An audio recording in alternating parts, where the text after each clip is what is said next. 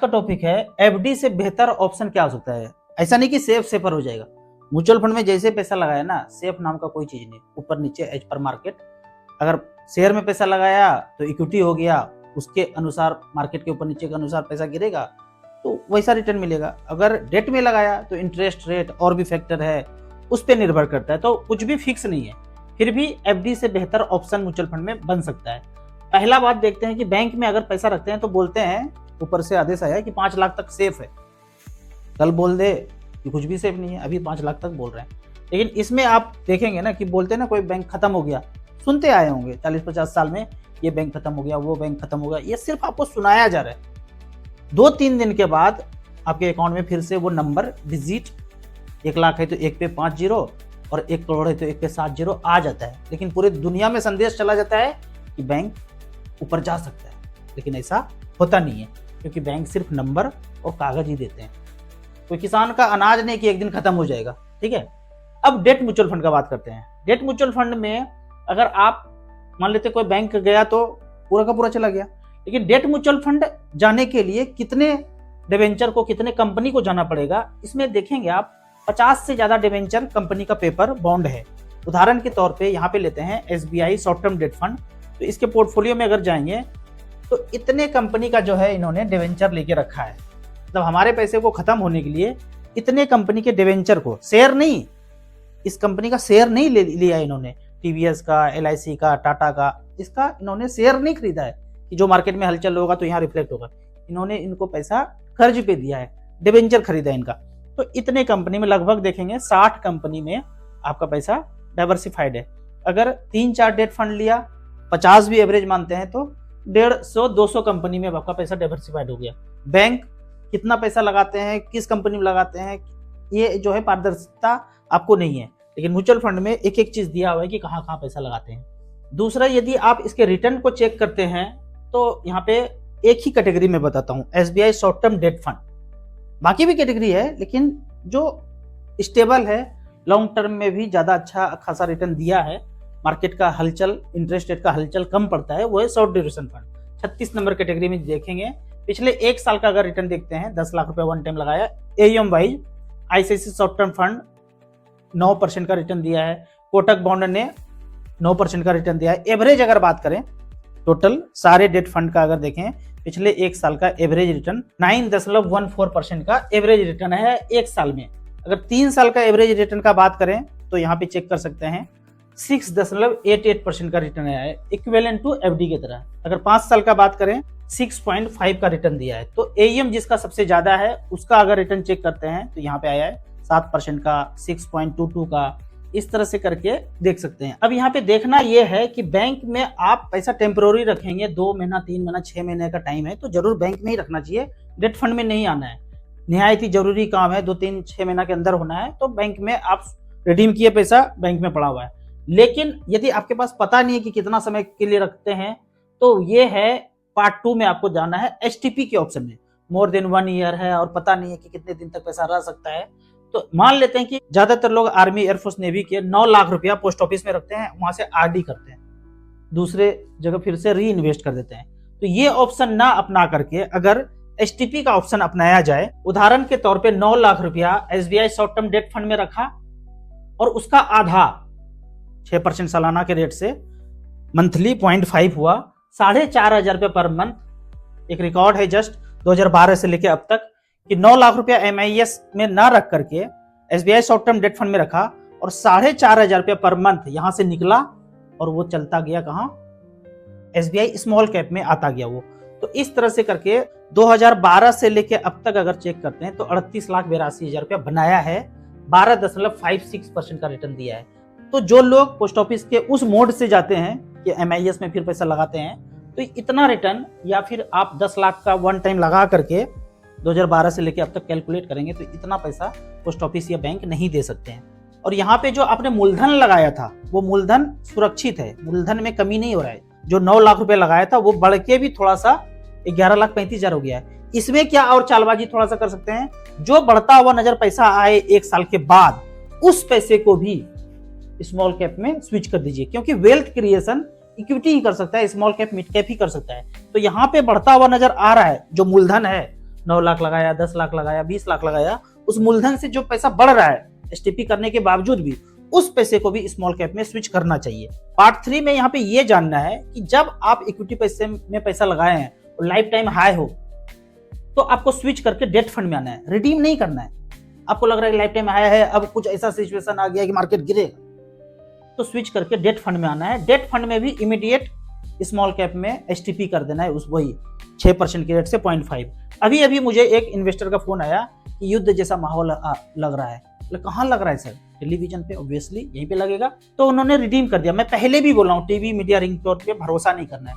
TV देखने का आपको 2 रोल बताता हूँ। पहला, वो मत देखो जो दिखाया जा रहा है। दूसरा, वो देखो जो छुपाया जा रहा है। छुपाया क्या मतलब, उनकी जगह कोई और भी होता ना, जो मैं बोलता हूँ बाहर 7 समंदर पार मोगेम्बो कंपनी बैठा हुआ है, उनको चाहिए ये लिथियम का भंडार।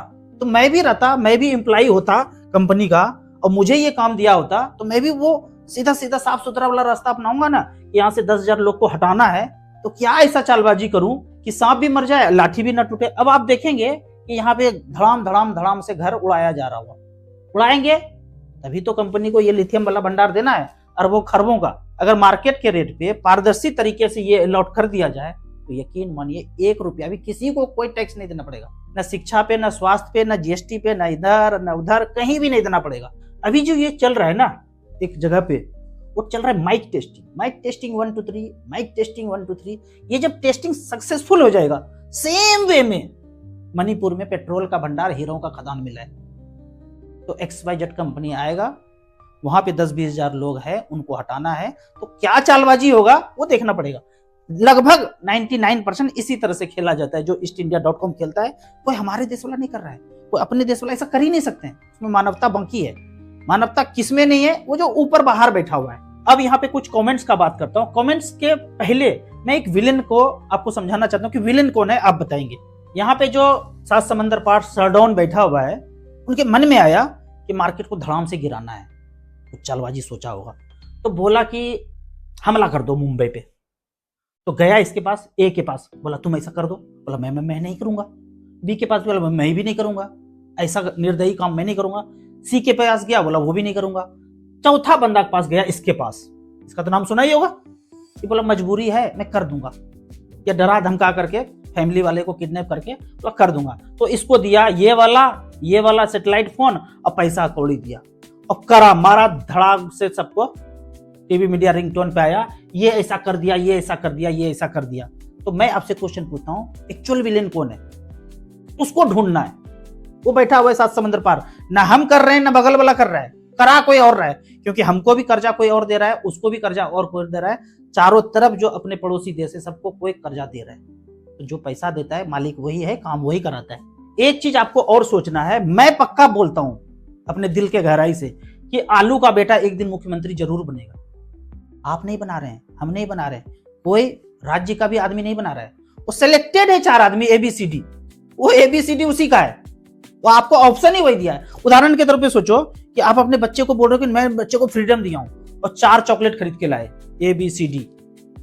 अब 4 में से सेलेक्ट कर रहे हैं बच्चा, उनको लगता है कि मैं तो फ्रीडम है, मैं तो 1000 चॉकलेट का दुकान था, और जबकि दुकान में हजारों तरह का चॉकलेट था, आप सस्ता वाला उठा कर लेते हैं, 1-1 2-2 रुपया वाला, और वहां बच्चे उछल रहे हैं कि भाई हम तो फ्रीडम है, जो मर्जी हुआ वो लिए।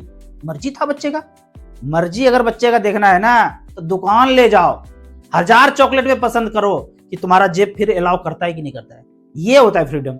यहाँ पे भी आलू का, यहाँ पे भी वही खेल चल रहा है, यहाँ पे भी वही खेल चल रहा है। थोड़ा सोचना है, डिस्कस करना है फैमिली मेंबर्स में।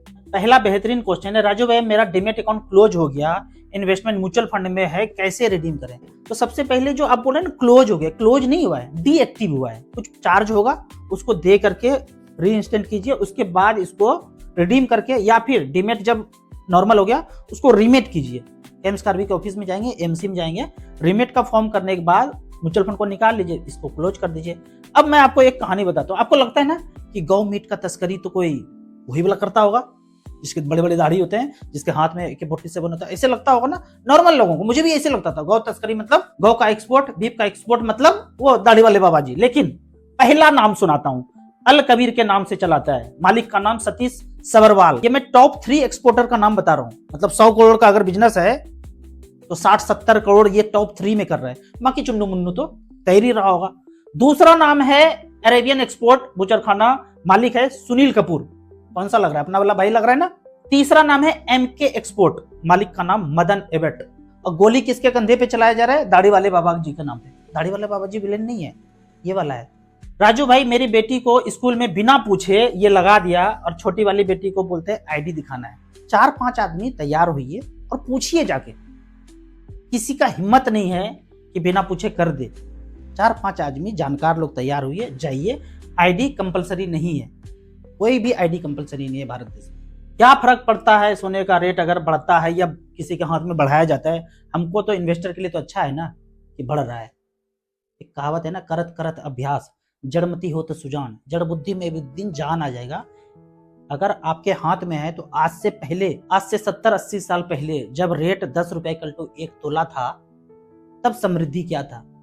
परिवार के यहाँ लोग आते थे ना, 1-1 महीना 2-2 महीना 6-6 महीना तक छक के बैठे रहते तो खाते रहते थे भोज। आज ऐसा स्थिति है 2 दिन के बाद आपका जेब अलाउ नहीं करता है कि गेस्ट को हम घर में रख पाए। तो धीरे धीरे हम 80 करोड़ लोग गरीब होते जा रहे हैं। ये 90 भी होगा, 100 भी होगा धीरे धीरे। और 10 आदमी के पास 5 ट्रिलियन हो जाएगा तो बाकी किसी के पास कुछ नहीं रहेगा। बोलेंगे भारत 5 ट्रिलियन का इकोनॉमी है।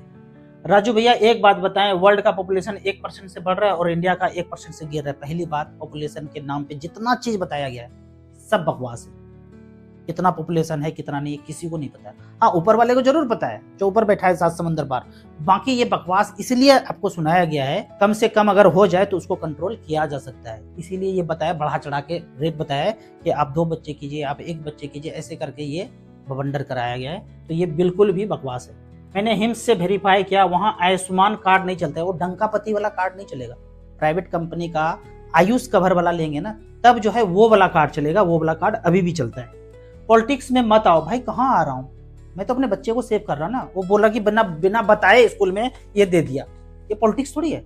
मेरी बेटी घर से बाहर जाए पढ़ने के लिए, उसको लगा दे, ये पॉलिटिक्स थोड़ी हुआ दोस्त। हम तो अपने परिवार को बचा रहे हैं। जैसे सिंघम में वो दृश्यम पिक्चर देखा है ना, अजय देवगन वाला, अपने फैमिली को प्रोटेक्ट करना, उसके लिए जो करना पड़ेगा वो करेंगे। भाई राजनीति बिल्कुल भी नहीं है। सर मैं आपका सभी वीडियो देखता हूँ, पोर्टफोलियो रिव्यू कर दीजिए। टोटल एसआईपी 22,500, एज 30 साल है। SBI small cap 4,000, Nippon small cap 4,000, quant small cap 4,000, Canara small cap 4,000, Tata small cap 2,500, Motilal Oswal 2,000, बंधन स्मॉल कैप 2,000। 25,000 का लमसम किया हूँ क्वांट स्मॉल कैप में। 1 लाख और इन्वेस्ट करना है, किस में करूँ, क्या मेरे फंड सेलेक्ट जो है अच्छे हैं? सारे फंड आपके अच्छे हैं, एकदम डाइवर्सिफाइड है। जो 1 लाख रुपए बराबर जो टॉपअप ले रहा है वन टाइम, उसमें आप इन्वेस्ट कर दीजिए। कब तक 2 करोड़ रुपया पूरा हो जाएगा? 15-16 साल लगे रहिए, बीच बीच मार्केट गिरे, डराए और ज्यादा मार्केट, तो फिर भी टॉपअप कीजिए। 15-16 साल का टारगेट रखिए, 2 करोड़ पूरा हो जाएगा।